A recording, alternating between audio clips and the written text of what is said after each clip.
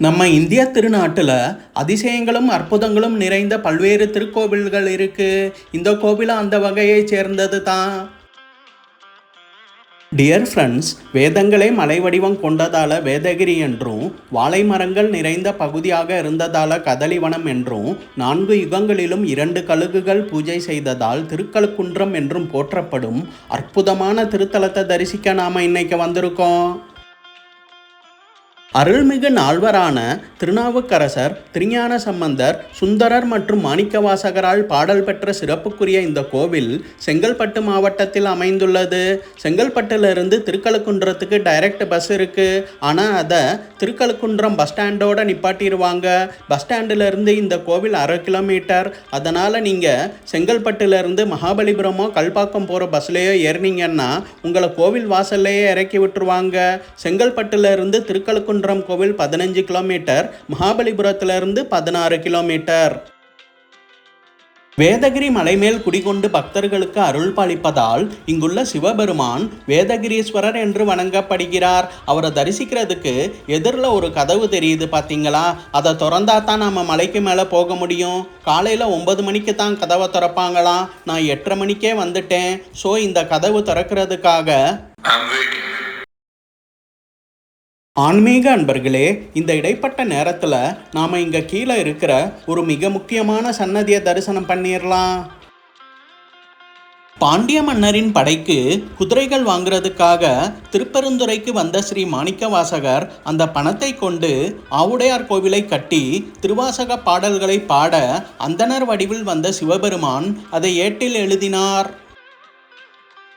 அதுக்கப்புறமா மாணிக்கவாசகருக்கு நேரில் காட்சி தந்த ஈசன் அங்கிருந்த குருந்த மரத்தடியில் அவருக்கு ஞான உபதேசம் செய்து 3 விதமான தீட்சைகளை அளித்தார். அவை கண்ணால் அளித்த நயன தீட்சை, கையால் ஆசிர்வதித்த ஸ்பரிச தீட்சை, திருப்பாதத்தை தலையில் வைத்த திருவடி தீட்சை.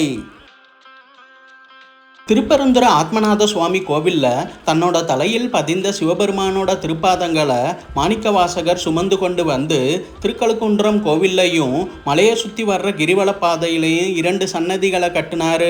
கோவிலில் கட்டின சன்னதி இதுதான். உள்ளே இருக்கிற சிவபெருமானோட திருப்பாதங்களை நல்லா தரிசனம் பண்ணிக்கங்க. நண்பர்களே, மூடியிருந்த அந்த கதவை திறந்துட்டாங்க. மலை மேலே இருக்கிற வேதகிரீஸ்வரரை தரிசிக்க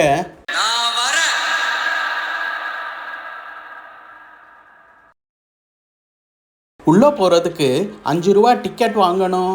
மலையோட உச்சியை அடைகிறதுக்கு மொத்தம் 565 படிக்கட்டுகள். மறக்காமல் தண்ணி பாட்டில் கொண்டாங்க. மலை ஏறுறப்ப உங்களுக்கு குடிக்க தண்ணி தேவைப்படும். இந்த இடத்துல பாதை ஒரு பெரிய பாம்பு மாதிரி வளைஞ்சு நெளிஞ்சு போகுது. வீடியோ பார்த்தீங்கன்னாலே அது உங்களுக்கு தெரியும். அப்படியே கொஞ்சம் தூரம் நடந்து வந்தீங்கன்னா உங்கள் ரைட் சைடில் இன்னொரு மலைப்பாதையை பார்க்க முடியும். அது வேதகிரீஸ்வரரை தரிசனம் பண்ணிட்டு வர்றப்ப கீழே இறங்க வேண்டிய வழின்னு சொன்னாங்க. இதாங்க இந்த மலைப்பாதையோட ரொம்ப கடினமான பகுதி. இதை பார்த்த உடனே எனக்கு திருப்பதியிலிருந்து திருமலை ஸ்ரீ வெங்கடாஜலபதி கோவிலுக்கு அலிப்பிரிமெட்டு மலைப்பாதை வழியாக நடந்து போகிறப்ப ஸ்ரீமத் பகவத் ராமானுஜர் முட்டிக்காலிட்டு சென்ற மோக்காலிமிட்டா கோபுரம் தான் ஞாபகத்துக்கு வந்துச்சு. அதுவும் இதே மாதிரி ஒரே ஸ்ட்ரெச்சாக நெட்டுக்காக இருக்கும். இந்த படி ஏறுறப்ப நேராக நடக்காமல் எதிரில் ஸ்க்ரீனில் தெரிகிறவங்க மாதிரி ஒரு சைடில் இருந்து இன்னொரு சைடு நடந்தால் உங்களுக்கு அவ்வளவா கால்வலி தெரியாது. ஒரு வழியாக மலை உச்சிக்கு வந்தாச்சுங்க. கோவிலோட என்ட்ரன்ஸுக்கு பக்கத்தில் ஒரு வியூ பாயிண்ட் இருக்குது. இங்கே நின்று பார்த்தா மொத்த திருக்கழுக்குன்றமும் தெரியும். நம்ம மக்கள் இங்கே நின்று ஃபோட்டோஸ் வீடியோஸ்னு எடுத்து மகிழ்கிறதையும் நம்ம பார்க்க முடியும்.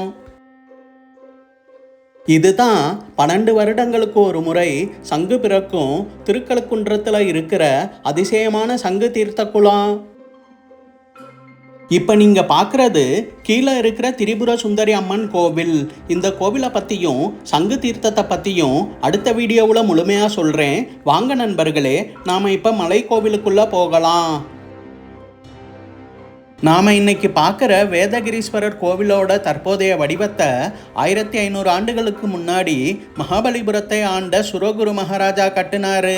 கோவிலுக்குள்ளே போனீங்கன்னா 18ஆம் நூற்றாண்டிலிருந்து பல்வேறு காலகட்டங்களில் எடுக்கப்பட்ட இந்த கோவிலோட ஃபோட்டோஸை ஃப்ரேம் பண்ணி வச்சுருக்காங்க. பொதுவாக சிவாலயங்களில் கருவறைக்கு எதிரில் நந்தி எம்பெருமான் இருப்பார். ஆனால் இங்கே அந்த மாதிரி நந்தி இல்லாமல் இருப்பது ரொம்பவே வித்தியாசமாக காட்சியளிக்குது. 12 வருடங்களுக்கு ஒரு முறை தேவேந்திரன் இந்த கோவில் விமானத்தில் இருக்கிற ஒரு துவாரம் வழியா இடியுருவில் வந்து வேதகிரீஸ்வரரை பூஜித்து விட்டு செல்கிறார். இந்திரன் இடியாக இறங்குவதால் இதுவரைக்கும் இந்த கோவிலுக்கு எந்த சேதமும் ஏற்பட்டதில்லையா. தேவேந்திரன் பூஜித்த வேதகிரீஸ்வரரை நாம் இப்போது சென்று தரிசிப்போமா ஆன்மீக அன்பர்களே?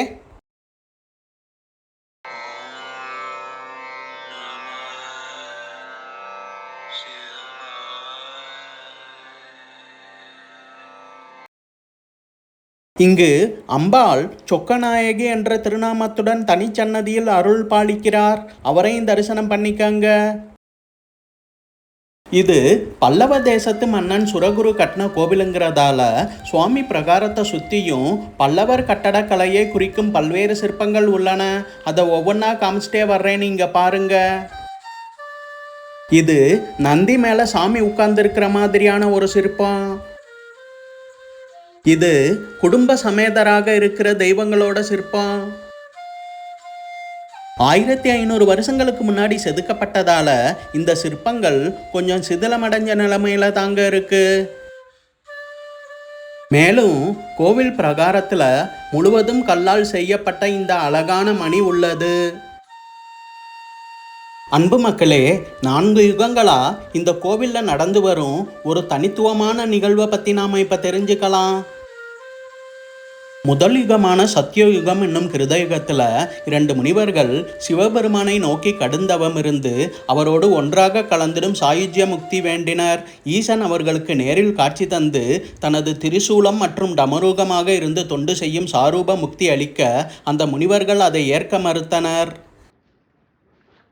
இதனால கோபமடைந்த சிவபெருமான் 2 பேரையுமே கழுகுகளாக மாறும்படி சாபமிட்டார். மனம் வருந்திய முனிவர்கள் ஈசனிடம் சாப விமோசனம் கேட்க வேதகிரி மலைமேல் குடிகொண்டுள்ள தன்னை 4 யுகங்களிலும் தினந்தோறும் கழுகுகளாக வந்து வழிபட்டால் கலியுகத்தில் சாயுஜ்ய முக்தி பெற்று என்னோடு ஐக்கியமாவீர்கள் என்று வரம் தந்து அருளினார்.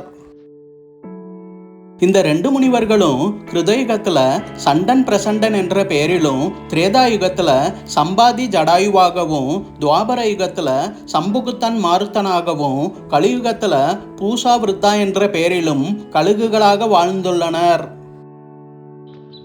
பல்லாயிரம் ஆண்டுகளா இவ்விரு கழுகுகளும் வேதகிரி மலைக்கு வருவது இந்த கோவில் கல்வெட்டுகளிலும் 17ஆம் நூற்றாண்டைச் சேர்ந்த ஆங்கிலேயர்கள் மற்றும் டச்சுக்காரர்களின் புகைப்படங்களிலும் ஆவணப்படுத்தப்பட்டுள்ளன. 20ஆம் நூற்றாண்டை எடுத்துக்கிட்டிங்கன்னா 1955ஆம் ஆண்டு நேபாள நாட்டு மன்னர் தன்னோட குடும்பத்தோட திருக்கழுக்குன்றம் கோவிலுக்கு வந்து வேதகிரீஸ்வரரை வழிபட்டு பட்சி தரிசனமும் செய்துள்ளனர். பிற்காலத்தில் கோவில் நிர்வாகம் சார்பாக இந்த 2 கழுகுகளுக்கும் உண்பதற்கு சக்கரை பொங்கல், நெய் பொங்கல், வெண்பொங்கல் போன்றவற்றையும் கொடுத்துருக்காங்க. நான் கோவிலுக்கு போயிருந்தப்ப அங்கே வந்திருந்த 70 வயசு உள்ளூர் பெரியவர் இந்த விஷயத்தை என்கிட்ட சொன்னார். தினமும் காலையில் 11:30 மணிக்கு கோவிலுக்கு வரும் அந்த 2 கழுகுகள் வேதகிரீஸ்வரரை வழிபட்டுட்டு உச்சி பொழுதுல இந்த பாறை மேலே வந்து உட்கார்ந்துருமா. ஜம்புலிங்க தேசிகர், சுந்தரமூர்த்தி தேசிகர் என்ற 2 கோவில் குருக்கள் கழுகுகள் உண்பதற்கு பொங்கலை எடுத்துட்டு வருவாங்களாம். இந்த 2 கழுகுகளும் தினமும் ஒரே குறிப்பிட்ட நேரத்தில் கோவிலுக்கு வந்து வேதகிரீஸ்வரரை வழிபட்டு பொங்கல் சாப்பிட்ற அந்த அதிசயமான தனித்துவ நிகழ்வை பார்க்குறதுக்குன்னே தன்னோட சின்ன வயசில் பல தடவை இந்த கோவிலுக்கு வந்திருக்காராம். கழுகுகள் சாப்பிட்டது போக மிச்சம் இருக்கிற பொங்கலை அங்கே இருக்கிற பக்தர்களுக்கு பிரசாதமாக தருவாங்களாம். 1991ஆம் ஆண்டு நடந்த இந்த கோவில் குடமுழுக்குக்கு அப்புறம் கழுகுகள் வர்ற அதிசய நிகழ்வு நின்றுச்சான். அதுக்கப்புறமா அந்த 2 கழுகுகளையும் இங்கே பார்க்கவே முடியலையா. ஈசன் தந்த வரத்தின்படி கழுகுகளாக இருந்த முனிவர்கள் சாப விமோசனம் பெற்று சாயுஜ்ய முக்தி அடைந்து சிவபெருமானுடன் ஐக்கியமாகி இருப்பார்கள் என்று கோவில் குருக்கள் கூறினார். தினமும் இந்த கோவிலுக்கு வந்து வேதகிரீஸ்வரரை வழிபட்டு பின்பு பொங்கல் உண்றதை நினைவு கூறும் வகையில் அந்த 2 கழுகுகள் நின்ற இடத்துல அதோட உருவத்தை இப்ப சிலையா செதுக்கியிருக்காங்க. கழுகுகள் வந்து வழிபட்ட தலம்ங்கிறதால திருக்கழுகு குன்றம் என அழைக்கப்பட்டு பின்னர் அதுவே திருக்கழுக்குன்றம் என்று மருவியது. நார்த் இந்தியாவிலிருந்து வர்றவங்களுக்கு இந்த கோவிலை பட்சி தீர்த்தம்னு சொன்னா தான் தெரியும். இந்த 2 முனிவர்களும் சாயுஜ்ய முக்தி அடைகிறதுக்கு முன்னாடி கழுகுகளாக இருந்தப்ப தினமும் காலையில் ராமேஸ்வரம் அக்னி தீர்த்த கடலில் குளித்து ராமநாத சுவாமியை தரிசனம் பண்ணிட்டு உச்சி பொழுதுல இங்கே வந்து வேதகிரீஸ்வரரை தரிசனம் பண்ணி உண்ட பிறகு காசிக்கு போய் விஸ்வநாதரை தரிசனம் பண்ணி இரவில் அங்கே அடைக்கலமாவதாக ஐதீகம். அதனால தான் இங்கே இருக்கிற கழுகுகள் சிலைக்கு பக்கத்திலேயே ராமநாத சுவாமி சன்னதியையும் விஸ்வநாதர் சன்னதியையும் கட்டியிருக்காங்க. அப்படியே அங்கேருந்து கொஞ்சம் தூரம் நடந்து வந்தீங்கன்னா 2 பெரிய பாறைகளுக்கு நடுவில் திருநெல்வேலியில் பிறந்து திருக்கழுக்குன்றத்தில் சித்தி அடைஞ்ச ஸ்ரீ சுப்பையா சுவாமிகள் தவம் இருந்த குகை இருக்குது. இவரோட ஜீவசமாதி திரிபுர சுந்தரி அம்மன் கோவில் அருகில் அமைந்துள்ளது. திரிபுர சுந்தரி அம்மன் கோவிலையும் இவரோட ஜீவசமாதியை பற்றியும் அடுத்த வீடியோவில் தெரிஞ்சுக்கலாம். வாங்க நாம் இப்போ இந்த குகைக்குள்ளே போய் பார்க்கலாம். உள்ள இவரோட ஃபோட்டோவை வச்சிருக்காங்க. எனக்கு இந்த குகையை பார்த்த உடனே மதுரை திருப்பரங்குன்றத்தை அடுத்த திருக்கூடல் மலை என்னும் காகபுசுண்டர் மலை அடிவாரத்தில் அருள் புரியும் சூட்டுக்கோள் சித்தர் ஸ்ரீ மாயாண்டி சுவாமிகளின் ஜீவசமாதியும் அவர் தவம் இருந்த குகையும் தாங்க ஞாபகத்துக்கு வந்துச்சு. மேலே ஏறின கடினமான பாதையை தவிர்த்துட்டு கீழே போகிறதுக்கு உண்டான 2வது பாதையில் இறங்கிக்கிட்டு இருக்கோம்.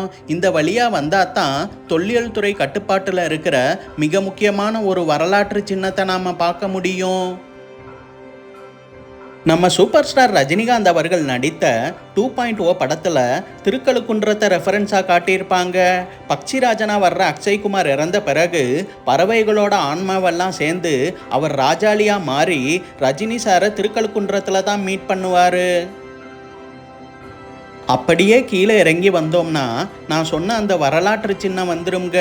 திருக்கழுக்குன்றம் மலையோட சைடில் இருக்கிற ஒரு கல்லை அப்படியே குடைஞ்சி சிவபெருமானுக்குரிய குடைவரை கோவிலாக கட்டியிருக்காங்க. இதன் காரணமாகவே இது ஒரு கல் மண்டபம் என்று அழைக்கப்படுகிறது. பல்லவ மன்னனான முதலாம் மகேந்திரவர்மன் காலத்தில் கிபி 610 இருந்து 640 இந்த ஒரு கல் மண்டபம் கட்டப்பட்டிருக்கலாம்னு சொல்கிறாங்க. குடைவரை கோவில் கதவை திறந்து விடுறதுக்கு யாருமே இல்லை. தொல்லியல் துறை சார்பாக யாரையாச்சும் செக்யூரிட்டியை போட்டால் பக்தர்கள் உள்ளே போய் தரிசிக்கிறதுக்கு வசதியாக இருக்கும். சரி வாங்க நண்பர்களே, நம்ம கதவுக்கு வெளியே இருந்தே குடைவரை கோவிலுக்குள்ளே என்ன இருக்குன்னு பார்க்கலாம். கருவறைக்கு நடுவில் ஒரு சிவலிங்கம் இருக்கு. எல்லாரும் சிவபெருமான தரிசனம் பண்ணிக்கங்க.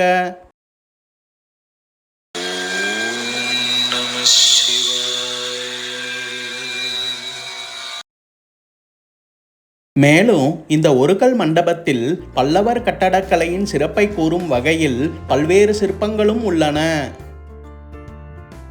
குடைவரை கோவிலை தரிசனம் பண்ணிட்டு போகிற வழியில் மலையோட ஒரு சைடில் சில வித்தியாசமான அடையாளங்களை பார்க்க முடிஞ்சதுங்க. இதை பற்றி உள்ளூர் மக்கள்கிட்ட கேட்டப்ப அந்த காலத்தில் ஒரு கல் மண்டபத்தை கட்டுறதுக்காக கடப்பாறை உளி போன்றவற்றை இந்த பாறையில் தொடர்ந்து தேய்ச்சி பட்டை தீட்டி ஷார்ப் பண்ணதால் ஏற்பட்ட அடையாளம் இது என்று கூறுகிறார்கள். இப்போ கீழே இறங்க வேண்டியது தாங்க பாக்கி. போகிற வழியில் ஒரு படியில் ராஜா ராணி உடைவாளோட சாஷ்டாங்க நமஸ்காரம் பண்ணுற மாதிரி ஒரு சிற்பம் இருந்துச்சு. இதே மாதிரி திருப்பதி அலிபிரிமெட்டு மலைப்பாதை என்ட்ரன்ஸில் ஸ்ரீவாரி பாதாளு மண்டபத்துக்கு முன்னாடி பக்தர் மாலதாசரி சாஷ்டாங்க நமஸ்காரம் பண்ணுற மாதிரி ஒரு சிற்பத்தை நாம் பார்க்கலாம். மலை மேலே இருக்கிற வேதகிரீஸ்வரர் கோவில் நேரம் காலை 9 முதல் மதியம் 12 வரை, மாலை 4 முதல் இரவு 7 வரை. 2வது பாதை வழியாக இறங்கி வந்தோம்னா இந்த இடத்துல நாம் மேலே ஏறின பாதை கூட மீட் பண்ணும். சாயுஜ்ய முக்தி அடைகிறதுக்கு முன்னாடி கழுகுகளாக இருந்த அந்த 2 முனிவர்களைப் போல நாமும் பறவைகளாக பறந்து சென்று அங்கே தெரிகிற திரிபுர சுந்தரி அம்மன் கோவில் வீடியோவுடன் தங்களை சந்திக்கும் வரை எல்லாருக்கும் உங்கள் அன்பு நண்பன் வாமனனின் இனிய வணக்கங்கள்.